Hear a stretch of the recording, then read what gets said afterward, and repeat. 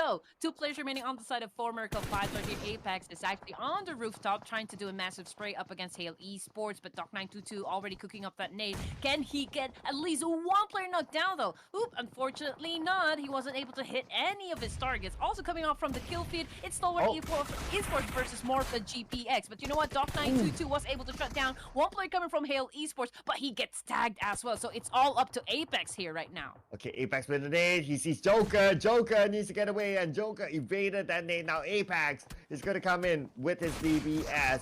NC2 shoots onto Apex. He saw Apex on the outside of this building. They are circling around. DBS gameplay from NC2. Not able to land a single shot, but look at Apex. Made it look easy. Very easy peasy lemon squeezy right there coming from former Club 5s. But it's a good thing though, because the circle already left Podvoso. I mean, there is partial part of Podvoso right there, but majority has already gone to the blue zone.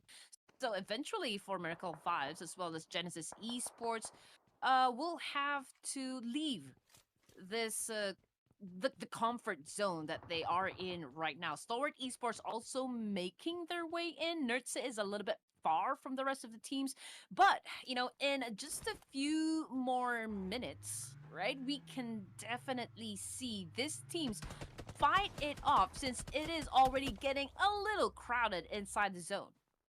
It is, especially on the south side of the circle. From last we saw, still around the area of Pavosto. For Starwood Esports, so far they managed to collect like what, a good amount of elimination points, and that is it. In fact, they have the most elimination points so far, especially by winning that early fights. And I'm keeping my eye on the proposal right now. Okay, we got at least two teams here. Starwood Esports spotted out by 7th Element from afar. But it's gonna be Divine. Not sure where Goku Bot is. Oh, he's in the same building though. So they're trying to take down Nerds, and we can see that Nerds is very low at this moment. Yes, here we go. Divine intervention once again, trying to put down players coming from Stalwart Esports. But then again, it's a little bit far, so he's just doing that little tapping fire over here, but not quite doing the job, as you can see. Bigatron, Red Villains, on the other hand, doing a good job as well, maintaining a full squad. But unfortunately, they weren't able to put up any points just yet. Okay, just yet. Apex also maintaining his silence over here with the M416 on his hands. He's just waiting if Genesis Esports will then be pushing him, and if they do, of course, Apex going to be doing a massive counter. Yes, and he has an option to pull up his DBS.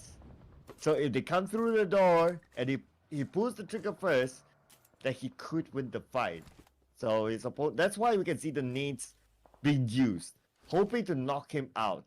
But since the nade did not connect at all, then that's why they choose to not pursue. I mean, nades, we have limited quantity for each player. Now, circle-wise, it shifts. Kagendra in the circle. Okay, this could be interesting, but they are not too far away from BTR. Now we move over to Pavosto again and look at GE trying to take out Apex. They have been trying to do so for the longest time, perhaps? Yeah.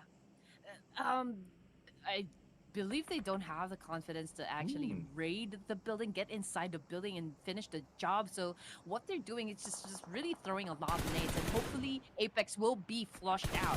Now, getting into Luxy over here for CJ Evos, firing hard down onto the boys of Bigatron Red Villain. Zuxi, on the other hand, poses the CDS. Unfortunately, it was not able to actually put down his opponent. He is the one on the ground bleeding in that white snow. Wow. Okay. Not only him though. Misery could get another one. Let's see here. The BT14. I guess it did tap. It did land. Maybe at least a bullet. But Boysil is still all right at this point. Okay. He sees the smoke being deployed. At the same time, Misery exposed himself, so he's being shot at. I'm just looking over at the minimap. He is on the outside of the circle, I believe. Luxy for sure, so they still need to find a way to get in, and possibly the only way to get in is to take up a BTR. Oh, man, and Zuxi just went back to the lobby right there. Boy still made sure of that one. 8 teams remaining. Stage 6 here in Vikendi. Flyboy on prone. The rest of Kagendra is also just taking refuge inside this compound with 4 elimination points under their belt. Frenzy with the most number of kills. We've got Sem9 over here trapping Stalwarts Esports. Emo Top is currently knocked down, and oh my goodness, Stalwart Esports, they don't have that much space. Okay, here we go. Without that much space, the opportunity could be taken by Sem9 on Mikhail. Knockdown. And I believe that was because of Star Wars Esports blowing up his vehicle in front of his face. And he got knocked. Apa gambar dari rank elite? Ayo apa yo? Apa ya? So, and on the other side, we can see that BTR and Kagendra.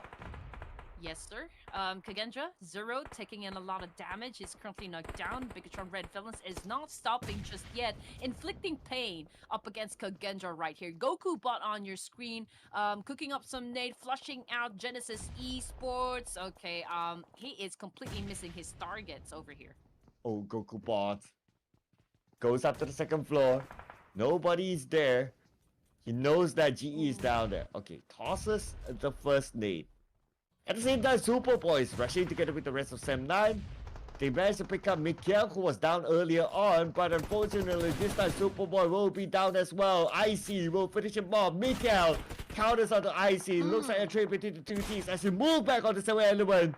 And Goku will need his last tick of health. Can he win this fight? But the answer is no. No. Kagendra again versus Bigatron Red Villains. Zero and Frenzy currently knocked down. Flyboy has just been picked up.